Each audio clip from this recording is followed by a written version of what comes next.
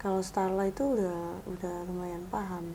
Jadi sebelum ini viral tuh memang dia tuh udah paham gitu loh kalau oh mami tuh nangis, memang kita usahakan sebisa mungkin untuk nggak cekcok depan anak gitu. Cuman kan anak bisa melihat dari ibunya ekspresi sedih ibunya gitu kan. Ya karena siapa lagi gitu loh istilahnya. Ya lewat ekspresi maminya. Lewat Dedi kenapa kok nggak pulang gitu. Dia pasti nanya kan. Ada apa mami ribut lagi nih. Apa yang bisa mewakili perasaan kamu setelah sudah 9 tahun mengarungi semuanya bareng-bareng, anak ada 3, terus berakhir seperti ini? Sedih mah pasti, cuman lebih ke ikhlas aja sih. Makasih udah bertahan.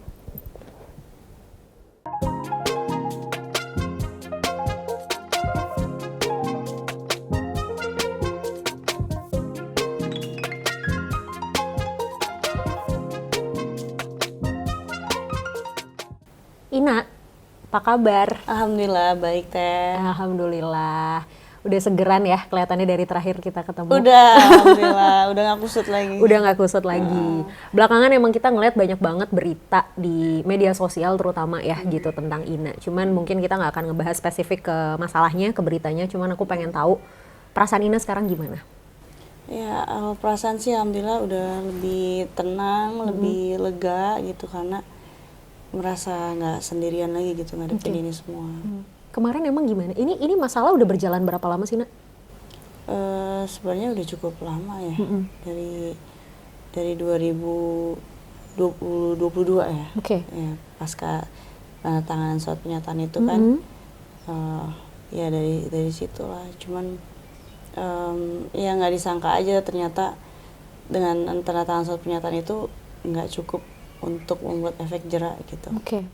Dari 2022 ke 2023 panjang nih ya perjalanannya.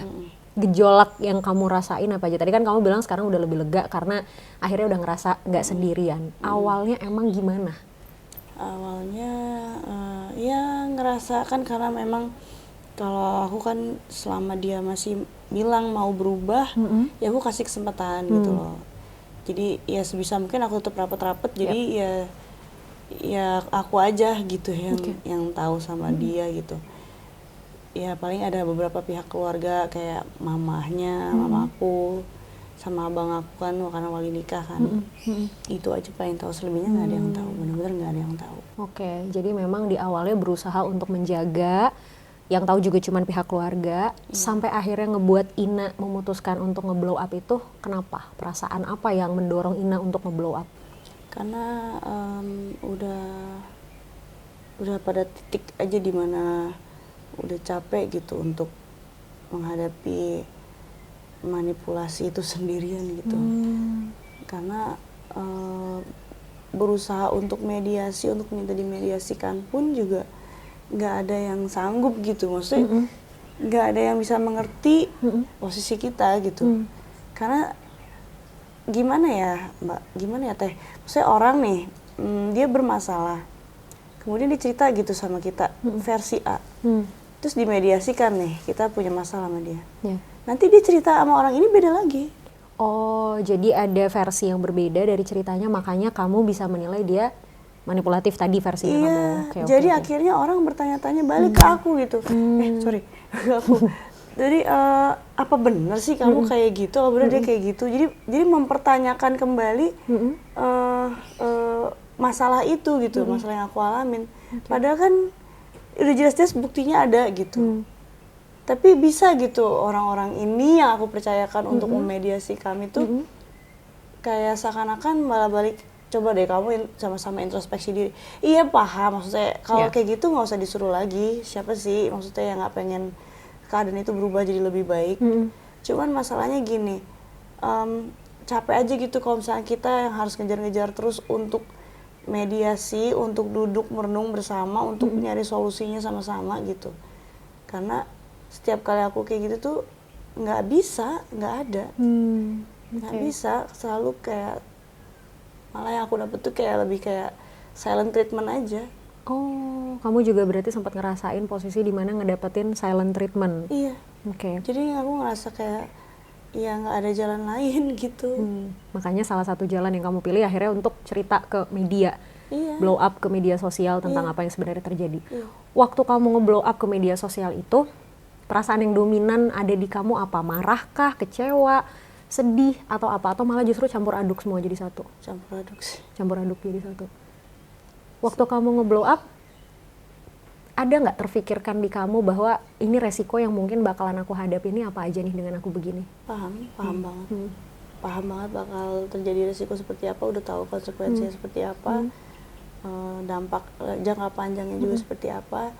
Cuman kalau misalnya aku memilih untuk diam terus, itu juga akan ada dampak jangka panjangnya ke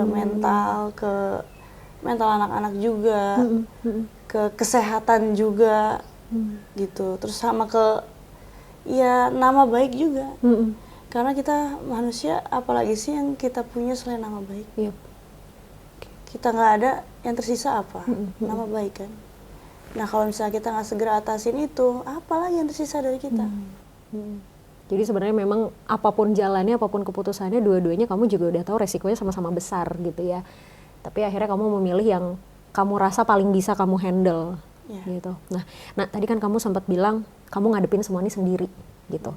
Meskipun mungkin aku paham sih, orang tua tahu gitu ya, keluarga mungkin tahu tentang masalah ini, berusaha mendukung semaksimal mungkin. Tapi kan pada akhirnya yang benar-benar menghadapi masalah ini, yang tahu rasanya ada di masalah ini itu kan sebenarnya kamu, gitu. Gimana rasanya menghadapi semua ini sendirian sebelum akhirnya kamu benar-benar ngerasa lebih lega gitu? Ya awal kan pasti capek ya, lebih ke kayak exhausted gitu. Terus kayak takut gitu untuk cerita ke orang-orang terdekat, takut dihakimin gitu. Karena kan si dia ini gimana ya, pinter ngemas sesuatu gitu, seakan-akan dia ini korban gitu, gaslighting kan. Jadi akhirnya itu yang bikin aku jadi takut gitu untuk sharing ke siapapun, gitu. Ya akhirnya ya udah perbanyak ibadah aja, ibadah, terus berusaha untuk perbaikin lagi komunikasi, walaupun ujung-ujungnya ya harus aku lagi gitu yang ngejar-ngejar tanda kutip dia gitu, untuk ayo kita cari nih solusi sama-sama gitu. Ternyata memang bukan solusi yang dia mau. Iya. Emang sebenarnya jadi salah satu hal yang sulit menghadapi seseorang yang, kalau tadi kan bahasanya gaslighting ya gitu, tentang kayak ketika seseorang berada di posisi yang salah tapi kemudian dia melimpahkan kesalahan itu pada orang, itu jadi bikin kamunya juga ngerasa serba salah untuk harus melakukan apa gitu kan, malah jadi kesannya kayak kamu yang udah melakukan kesalahan gitu. Iya betul. Jadi misalkan dia ini ngelakuin salah nih atas dasar keinginan dia sendiri, tapi itu dilimpahin lagi ke kita gitu. Soalnya kan kamu gini. Maksudnya dari sekian banyak kesalahan yang kita buat, itu tuh tetep nggak bisa di-compare, nggak sebanding sama yang dia buat gitu. Nggak ada korelasinya. Ya apapun itu, mau tentang apalah, segala apa juga dibahas gitu loh. Pas tentang parenting lah, tentang keuangan, tentang apa, ini tetap gak ada hubungannya, gak ada korelasinya gitu. Apa? Ya kalau emang masalahnya di situ kan harusnya kita cari solusinya dong sama-sama. Masalahnya jadi menyebar kemana-mana akhirnya ya. Iya, kalau memang nggak bisa kita berdua ya carilah siapa yang kira-kira punya kapasitas gitu untuk menengani dan memberi saran gitu loh, yang benar-benar yang efektif gitu, yang efisien. Tapi ya memang pada akhirnya bukan solusi yang diinginkan, ya memang pengen cari pembenaran aja. Gitu, cari kesalahan dan cari pembenaran. Dari setahun ini kamu ngalamin situasi itu semua, boleh nggak kamu share kapan sih kamu ngerasa kamu lagi benar-benar ada di titik terendah dalam ngadepin situasi ini? Ya ketika kita ngerasa nggak ada lagi orang yang bisa kita percaya. Sempat ngerasa kayak gitu? Ya. Gimana waktu kamu berada di titik kamu ngerasa kamu nggak bisa percaya sama siapa-siapa? Sedih, cuman nggak berlarut-larut juga lah, karena emang dari awal juga aku niatin nikah untuk membimbing dia kan. Jadi udah tahu juga resikonya akan seperti apa ke depan, karena segala kemungkinan bisa terjadi kan. Ya udah akhirnya balikin lagi ke Allah. Oke. Karena emang nggak ada yang bisa diharapkan lagi emang dari manusia. Oke. Apa yang ngebuat kamu akhirnya memutuskan untuk meminta pertolongan atau mungkin meminta bantuan dan percaya lagi gitu sama orang? Tadi kan kamu bilang kamu sempat ada di tahap gak ada yang bisa lagi kamu percaya, kamu ngerasa sendirian ngadepin ini semua, sampai akhirnya kesini-sini kamu udah mulai merasa ada nih ternyata yang percaya, yang bisa bantu, dan kamu udah gak lagi sendiri. Di titik mana kamu ngerasa, oh ini saya kayaknya harus mulai percaya sama orang, saya harus mulai minta bantuan orang gitu? Ya dapet gitu aja dari Allah. Oke. Dapat encourage gitu aja, dapat apa ya, motivasi begitu aja untuk akhirnya ya ini ada waktunya deh untuk orang-orang tuh tahu gitu. Udah cukup deh kayaknya. Karena apa ya, ya aku nggak pengen aja gitu, maksudnya jadi ini kan seperti kejahatan ya yang ditutupin gitu. Aku nggak pengen aja gitu untuk terus-terusan menutupi kejahatan yang berlangsung terus menerus gitu. Kan emang kita udah tugas kita sebagai muslim, apalagi aku juga istrinya kan. Kemarin ya harus amar ma'ruf nahi munkar. Setelah kita sama orang gitu ya, berani mulai mempercayakan orang lain gitu selain keluarga tentunya, apa yang kamu akhirnya ngerasa kamu dapetin? Ngerasa nyaman sih, udah disupport gitu sama orang banyak, sama keluarga, sama masyarakat luas, bahwa ternyata yang ngalamin kayak gini tuh bukan cuma aku, ternyata banyak juga yang ngalamin kayak gini, cuman memang tidak seberani aku untuk speak up gitu, karena orang selalu dapat ininya tuh apa sih istilahnya? Jadi kayak Stigmanya adalah ngumbar-ngumbar aib rumah tangga. Bahkan dalam Islam sendiri kan perbuatan zina dalam rumah tangga itu kan benar-benar diharamin, yang benar-benar dilarang keras, bahkan sampai hukumannya itu ya rajam gitu, sampai mati di hadapan orang gitu, emang dibuka di umum gitu. Ya kenapa? Karena ya memang damage itu segitu merusaknya, karena merusak tatanan sosial, merusak keturunan, merusak kesehatan, ya memang jahat gitu. Jadi memang sebenarnya banyak orang, terutama perempuan mungkin ya, yang akhirnya nggak berani bersuara tentang apa yang terjadi di dia ataupun bahkan kehidupan rumah tangganya, karena kan akhirnya takut sama stigma sosial tadi gitu ya. Takut dicap, takut dibilang bongkar aib pasangan sendiri gitu, takut malah ujungnya jadi dianya yang balik disalahin gitu. Dan ketika kemarin kamu mulai speak up itu kan rame banget tuh ya Nak ya gitu. Ina juga sempat cerita, dan aku juga sempat lihat secara langsung, memang banyak banget DM yang masuk gitu ya dari orang-orang di luar keluarga dan teman-teman dekat. Apa tanggapan mereka atau dukungan apa yang mereka kasih ke Ina? Ya, sebelum kita mengharap dukungan positif dari orang, ya ada baiknya kita juga introspeksi. Kemudian kita kumpulin bukti yang semuanya. Jadi sebelum kita speak up itu harus ada buktinya, bukti kuat gitu. Dan kita juga harus bisa apa namanya, jadi panutan lah gitu. Kita harus bisa hidup yang lurus gitu, supaya ya memang kita nggak macem-macem gitu loh. Jadi tudingan-tudingan itu semua nggak akan berbalik arah ke kita gitu. Sekalipun nggak ada namanya manusia nggak punya kesalahan, pasti kita juga ada kesalahan. Cuman ya kesalahan yang sewajarnya manusia lah, gitu. Bukan karena benar-benar dengan niat gitu untuk melakukan suatu kejahatan gitu. Ya kayak gitu-gitu kan, maksudnya itu yang membuat opini publik bisa memihak ke kita. Oke. Ada juga nggak sih orang-orang yang akhirnya mungkin jadi terbawa apa ya, mungkin bahasanya kayak terinspirasi lah gitu dengan apa yang selama ini Ina lakukan gitu, terutama perempuan ya gitu. Ada beberapa yang bilang kayak gitu sama Ina? Iya, alhamdulillahnya ada itu. Mereka tuh ngerasa ya nggak sendirian, sama kayak kamu ya. Mereka merasa lebih termotivasi, lebih ke encourage gitu, lebih ke oh ternyata nggak boleh juga ya diem terus kayak Dipendam gini, sendiri. dipendam sendiri gitu, harus bisa berani gitu ngomong, mengatakan bahwa ini salah, ini benar gitu. Betul. Karena apa? Betul kita harus kasihan sama mental anak-anak gitu. Dengan adanya kasus ini mungkin nanti 10 atau 15 tahun ke depan kita harus mikirin damage-nya ke mereka. Betul. Mereka buka sendiri nyari-nyari tahu kan. Oh, Apalagi ternyata, media sosial tuh udah ya, wow ya. ternyata orang tuaku pernah ngalamin kasus kayak gini, ternyata kayak gini. Ya itu bagian dari resiko, konsekuensi. Cuman dari sisi lain kita juga harus lihat bahwa mereka bisa tahu gitu bagaimana seharusnya mereka diperlakukan. Oke.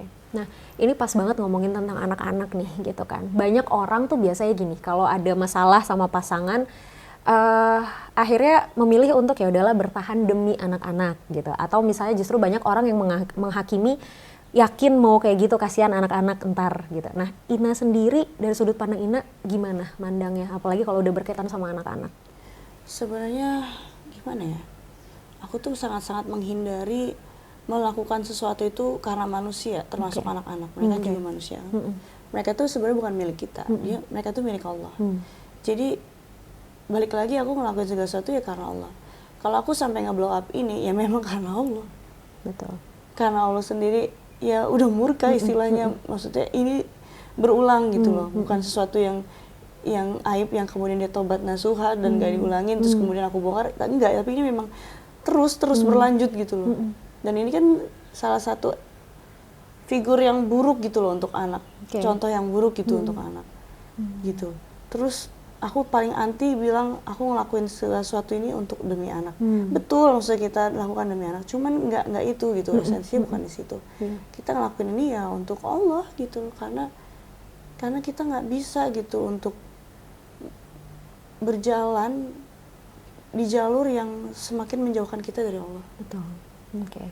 Nah, emang kan sebenarnya menurutku sih justru egois ketika orang tua itu memutuskan untuk tetap bersama gitu ya. Mereka sadar mereka ada konflik, mereka tetap bersama demi anak, tapi sebenarnya ketika mereka memutuskan itu, mereka juga nggak sambil memperbaiki si konflik.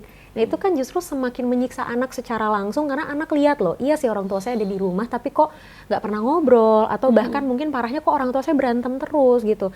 Itu kan justru malah lebih menyiksa batin anak ya. Betul. Gitu.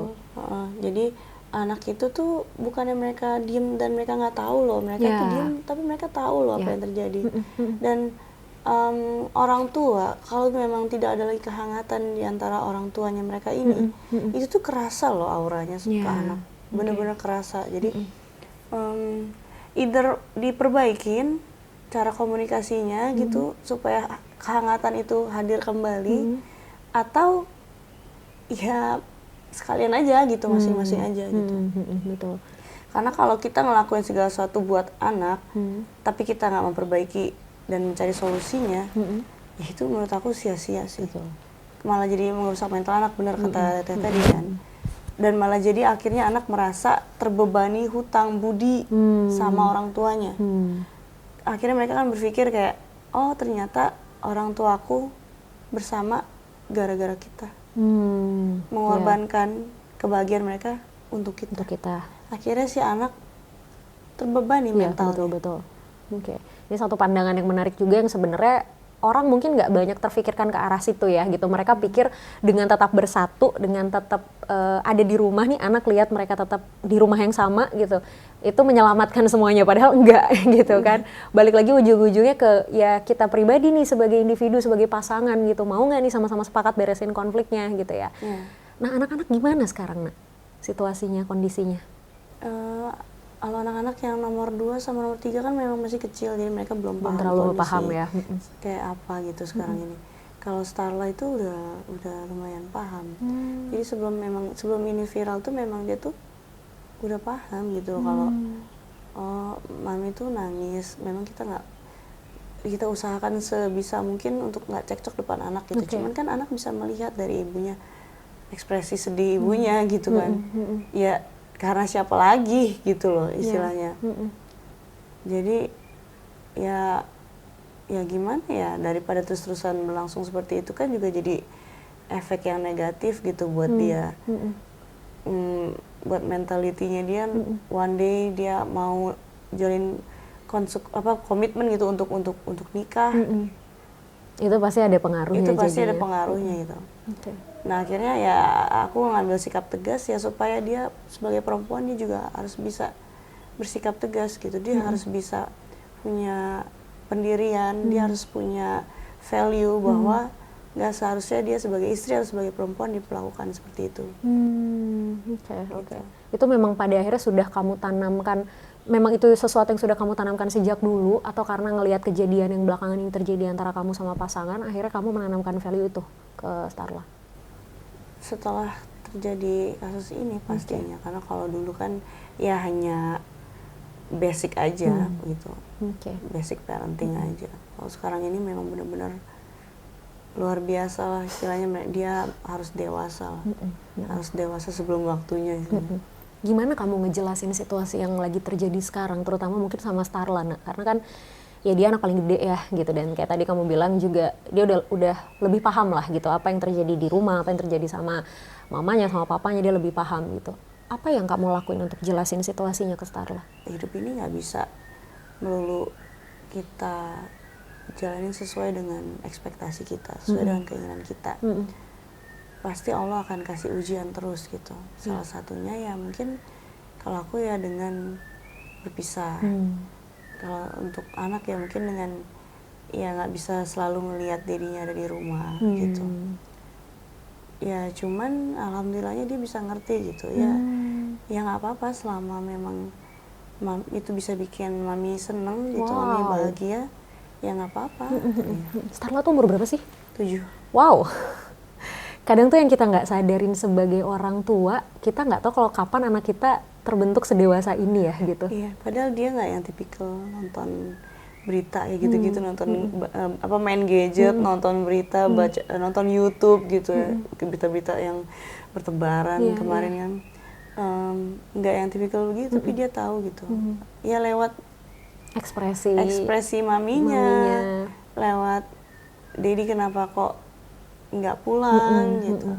Dia pasti nanya kan, kenapa, ada apa mami ribut lagi apa. Ya aku harus jelasin. Betul. Sampai one day dia pernah doa khusyuk banget, dia bilang, aku tanya Lala doain apa nak? Dia bilang Lala doa supaya mami nggak sedih lagi. Cuman itu doang dia yang dia minta. Berarti dia tahu kalau sebenarnya maminya lagi dalam kondisi yang sedih ya? Iya. Karena memang mungkin buat dia yang paling what does matter to her gitu, ya itu maksudnya kebahagiaan maminya gitu, yang benar-benar berdampak ke mentalnya dia gitu. Oke. Jadi sebenarnya kalau misalnya banyak orang yang bilang anak tuh nggak ngerti masih kecil, bohong banget ya. Bohong. Anak tuh justru yang paling ngerti kondisi di mungkin rumah, kalau umur kondisi masih orang umur tuanya. 2 tahun, 3 tahun, 4 tahun mungkin iya belum terlalu ngerti. Nah, kalau udah 5 tahun ke atas itu kan udah golden age-nya mereka. Betul. Mungkin mereka udah bisa punya penilaian sendiri lah ibaratnya gitu ya, sama apa yang terjadi di mami sama dedi. Oke. Berapa lama perjalanan rumah tangga ini dijalanin? Total hampir 9 tahun. 9 tahun. Apa yang bisa mewakili perasaan kamu setelah sudah 9 tahun mengarungi semuanya bareng-bareng, anak ada 3, terus berakhir seperti ini? Sedih mah pasti, cuman lebih ke ikhlas aja sih. Karena ya itu belum tentu apa yang kita inginkan itu terbaik buat kita. Tapi apa yang Allah tentukan buat kita udah pasti itu yang terbaik buat kita. Karena nggak ada sesuatu pun dalam hidup kita itu yang di luar kendali Allah. Even rambut kita jatuh pun itu pasti atas kuasa Allah. Itu sih yang aku yakinin sebagai seorang muslim. Apa yang ngebuat kamu selama ini 9 tahun dengan mungkin lika-liku perjalanan rumah tangga, dengan silakan, dengan sebanyak itu tantangan, apalagi mungkin 1 tahun terakhir ini ya gitu, ngalamin ups and downs di rumah tangga, yang akhirnya ngebuat Ina tetap berada di posisi kuat dan bertahan, apa? Pastinya karena pengalaman pahit juga ya, karena orang tua kan juga dulu bisa hidup. bahkan masalahnya lebih complicated dari ini. Sama ya pencarian akan Allah aja. Itu yang menguatkan aku sih. Karena berapa kali aku ngalamin titik terendah gitu, selain daripada yang ini gitu, memang sudah Allah buktikan gitu keberadaan Allah tuh nyata gitu. Jadi ya nggak ada lagi yang aku harapin itu selain Allah. Berarti sebenarnya memang ini tuh bukan titik terendah pertama kamu ya, Nak? Ya. Sebelum-sebelumnya juga sudah pernah mengalami titik-titik terendah lainnya? Sudah. Oke. Jadi ini tuh hanya segelintir aja. Wow. Kamu mau bilang apa sama diri kamu sendiri setelah berpuluh-puluh tahun hidup yang kamu lewati dengan berbagai macam naik turunnya? Apa ya? Ya, nggak mau bilang bahwa aku hebat. Tetap Allah yang lebih hebat. Cuman pengen bilang bahwa aku tuh pasti bisa atas pertolongan Allah. Jangan pernah lepas dari tali Allah, itu aja. Pasti sekalipun kita jatuh, tapi nggak akan pernah bisa kita jatuh dan terpuruk gitu. Pasti akan selalu ada gitu pertolongan Allah selama kita benar-benar pegang teguh gitu sama Allah. Itu aja sih. Karena memang selama Allah masih kasih kita nafas, artinya memang kita masih harus berjuang ya. Belum selesai tugas kita di dunia ya. Oke. Ina, kamu memasuki chapter baru sekarang di hidup kamu. Gak gampang. Hal yang juga mungkin kamu pasti masih menyesuaikan ya gitu. Apa yang kamu lihat dari diri kamu yang sekarang? The best version sih. The best version. The best version. Karena ya berlian itu kan ditempa. Berlian itu bisa terbentuk karena ditempa. Dan kamu sedang menjalani proses dalam penempaan itu ya. Yang kadang kita tuh manusia bertanya-tanya nih sampai kapan nih kita diginiin, nggak selesai-selesai diuji gitu. Padahal sebenarnya tanpa kita sadarin ya hidup itu kan proses ujian, ya kan? Iya. Ya kalau ya kita sebagai Muslim itu sebagai orang mukmin ya memang harus mengimani bahwa dunia ini emang hanya tempat ujian. Dan justru kalau ujiannya udah nggak dikasih berarti udah selesai tugas kita di dunia ya. Iya. Jadi apapun itu yang terjadi dalam hidup kita, apakah kita dikasih kesenangan, apakah kita dikasih kesedihan, dikasih keterpurukan, itu semua ujian. Bahkan aku deg-degan kalau misalkan Allah one day ngasih aku kesenangan gitu, dia angkat terus-terusan wah, gitu ya. Itu aku deg-degan banget itu kayaknya. Siap-siap nih kayaknya nih udah diangkat tinggi-tinggi terjun gitu kan. Betul. Itulah makanya aku bilang jangan pernah over excited gitu sama hidup. Harus selalu mawas diri, harus selalu sadar diri bahwa kita ini hamba, kita ini harus selalu ingat Allah, kita ini harus bersyukur sama Allah, supaya apapun ujian yang terjadi dalam hidup kita nggak kita sesali, nggak kita oh iya coba kemarin gue lebih taat sama Allah, nggak gitu. Jadi memang kita sudah jalan sesuai patternnya nih dari Allah, sesuai guideline. Kemudian datang itu ujian, ya sudah kita hanya bisa berserah diri aja. Berserah diri, hadapi. Dengan versi terbaik ya kita yang tadi Ina bilang. Tanpa penyesalan. Betul. Karena mungkin kalau yang kemarin nggak terjadi juga kita jadinya nggak bisa belajar lebih baik lagi ya. Betul. Oke. Terakhir Nak, kamu kan tadi bilang sekarang kamu merasa ini adalah the best version of you gitu. Apa rencana Ina ke depannya? The best versionnya Ina nih emang kayak gimana sih gitu, yang mungkin juga bisa jadi inspirasi untuk banyak orang juga sebenarnya. Iya, mengejar banyak hal lah yang tertunda. Ya karir, ya pendidikan, kemudian waktu berkualitas sama anak. Gitu, itu sih. Ina, thank you for being you. Terima kasih sudah menjadi kuat. Hebat, you did a great job. Thank you so much. Kamu. Makasih. Thank you. Sini peluk dulu. Thank you so much.